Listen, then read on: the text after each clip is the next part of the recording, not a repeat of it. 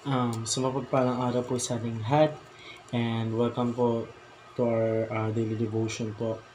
At ngayong araw po is pagpapatuloy po natin ang ating series patungkol po sa postures of prayers po. So ngayong araw po is pangalawang araw na po natin para po sa ating series po. Una po natin tinapik po is praying with faith at ngayon naman po is praying with humble heart. So pag sinabi po nating humble heart, ito po yung parang meron po tayong nilalaman or meron po tayong mabusisi or pakumbabang puso po kapag po tayo nagpe-pray po sa ating Panginoon Diyos, which is po dinidedicate po talaga natin yung prayer na po yun para po sa ating Panginoon Diyos po para mabigay po lahat or masabi po natin kung ano man po yung sinasabi po ng ating puso po. So, para naman po sa ating scripture po, ito po yung matatagpuan sa Chronicles chapter 7 verse 14. At ito po ang sabi po sa English, "If my people who are called by name will humble themselves and pray and seek my face and turn from their weak ways, then I will hear from heaven and I will forgive their sins and will heal their land." So, matutusin mo napakaganda po ng sinasabi po ng ating Bible verse po sa araw na po ito na kung saan po ito po'y patungkol po kung saan po ang ating Panginoon Diyos po ay tinawag po ang pangalan po no, tayo bilang mga anak niya po.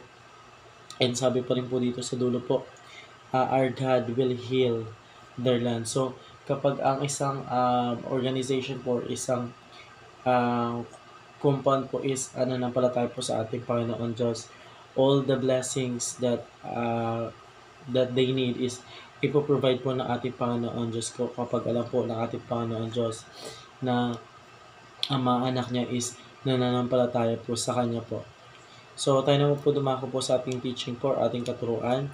Una, we are naturally denied word corruption. So, as of now po, in our generation po, or ngayon po sa kasalukuyan po, we are surrounded by corruption.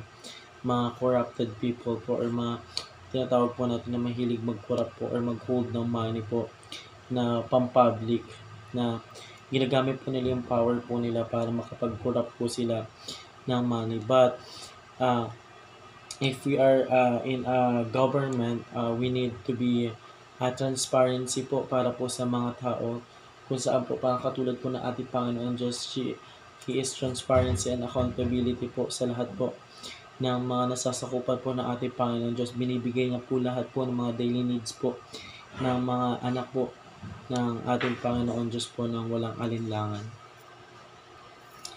So, pangalawang katuruan naman po, we need humility and repentance.